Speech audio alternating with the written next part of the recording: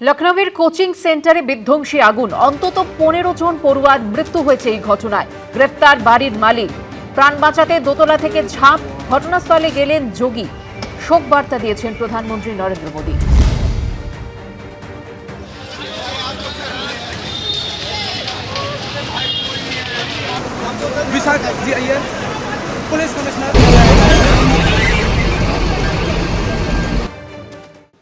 মেধাবী ছাত্রছাত্রীদের জন্য একাধিক ঘোষণা হলো প্রথম বিজেপি সরকারের প্রথম বাজেটে। সরকারি ও সরকারি সাহায্যপ্রাপ্ত কলেজগুলির যেসব ছাত্রছাত্রীরা প্রতিযোগিতামূলক পরীক্ষা দিচ্ছেন তাদের এককালীন 30,000 টাকা অর্থ সাহায্য দেবে রাজ্য সরকার। এছাড়াও মেধাবী ছাত্রছাত্রীদের জন্য একাধিক ঘোষণা হয়েছে এদিনের বাজেটে। রাজ্য সরকারি চাকরিতে 1 লক্ষ শূন্য পদে নিয়োগ, তাতে মহিলাদের জন্য 33% সংরক্ষণ। বেকারদের ভাতা দিতে ভরসা কর্মসূচির পাশাপাশি রাজ্য বাজেটে মেধাবী ছাত্রছাত্রীদের জন্য সোমবার একাধিক ঘোষণা করলেন অর্থমন্ত্রী। আগামী দিনে শিক্ষার পাঠ শেষ করে যারা কর্মসংস্থানের লক্ষ্যে ঝাঁপাতে চলেছেন, অর্থাৎ যারা বিভিন্ন প্রতিযোগিতামূলক পরীক্ষা দিচ্ছেন, তাদের জন্য এই দিন এককালীন অর্থ সাহায্যের ঘোষণা করেছেন স্বপন দাশগুপ্ত।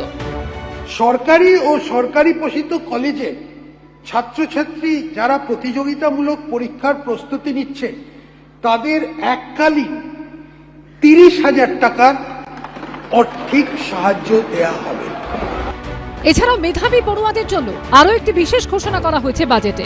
মেধাবী ছাত্রছাত্রীদের বিশ্বমানের শিক্ষা গ্রহণ উৎসাহ দেওয়ার উদ্দেশ্যে যে সকল ছাত্রছাত্রী বিশ্বের সেরা 100টি মানে কিউএস ওয়ার্ল্ড ইউনিভার্সিটি র্যাঙ্কিং অনুযায়ী আন্ডার গ্র্যাজুয়েশন বা মাস্টার্স কোর্সে ভর্তি হবেন, তাদের সম্পূর্ণ টিউশন ফি ও স্বাস্থ্য বীমার খরচ বহনের জন্য একটা স্বামী বিবেকানন্দ মেরিট স্কলারশিপের প্রস্তাব আছে। আন্তর্জাতিক স্তরের পাশাপাশি জাতীয় স্তরের শিক্ষা প্রতিষ্ঠানের পড়ুয়াদের জন্য রয়েছে আর্থিক সহায়তার ঘোষণা। জাতীয় স্তরের শিক্ষা প্রতিষ্ঠানে আন্ডার গ্র্যাজুয়েশন ও মাস্টার্স কোর্সে যে সকল মেধাবী ছাত্রছাত্রী ভর্তি হবেন তাদের টিউশন ফি নির্বাহের জন্য আর্থিক সহায়তা দেওয়া হবে। এই উদ্দেশ্যে আমি 100 কোটি টাকার বরাদ্দ পাচ্ছি।